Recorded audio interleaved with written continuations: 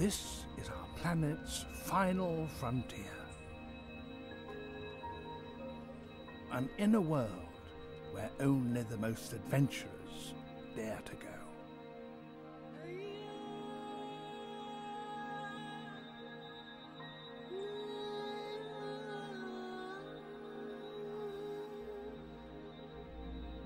After the night's adventures, somehow we find the student asleep in its high resting place.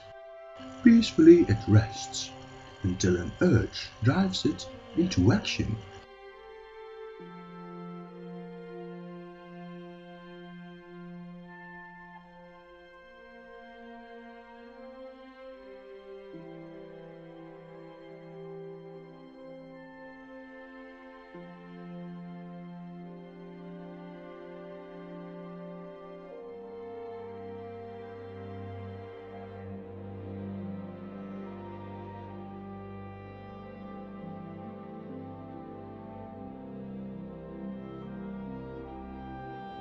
This urge is curious enough.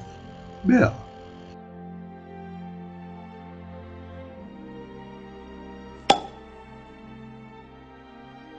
This chilled beverage, also known as student's lunch, doesn't just serve as breakfast.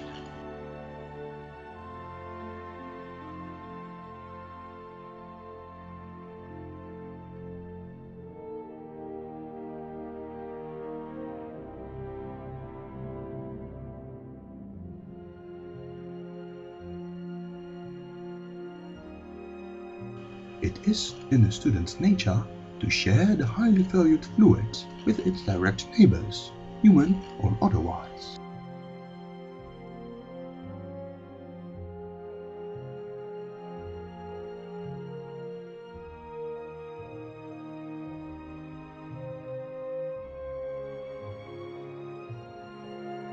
It's truly a joy for everybody.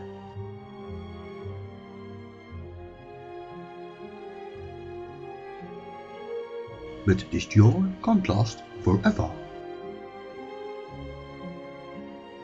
For even though most of the time students operate as a group, individuals must be able to manage themselves. Reluctantly, they say goodbye to one of their own, leaving for college.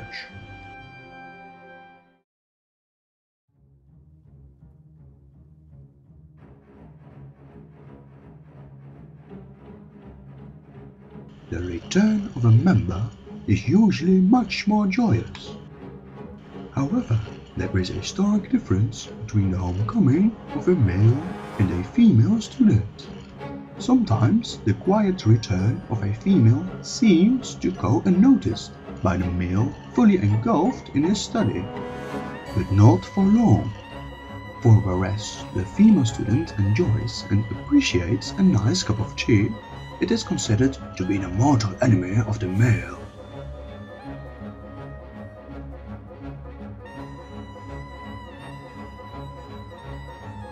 They all show the same evasive reaction.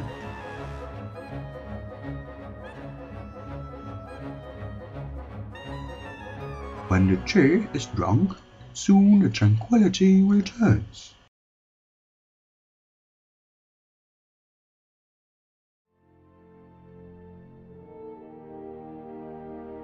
But at the end of the day, when the need for beer is fully satisfied, the student's collective mind turns to one sole thing: food.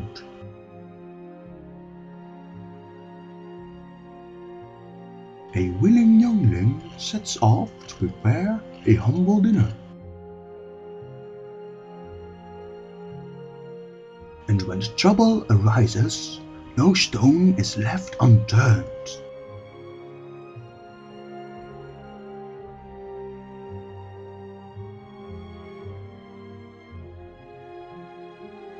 In his quest for food, the student is willing to go quite far.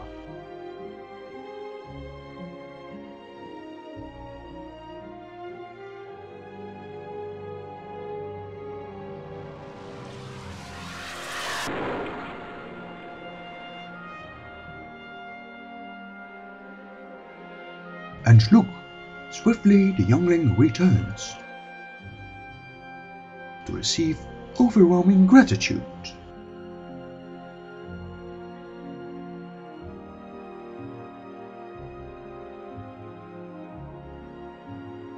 When dinner has been served and eaten, the students dedicate themselves to a curious ritual. If ever the student and the civilian world would meet, it would be at Lingo. But the students' participation doesn't start until the moment of the scramble for the numbered balls.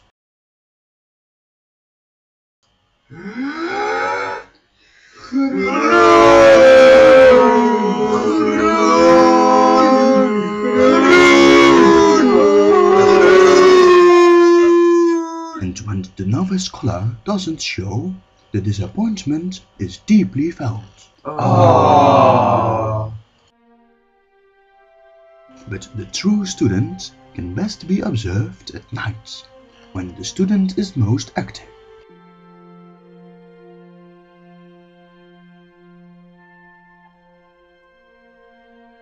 A lone female comes home and sees the absence of all, but also notices faint music coming from the hallway.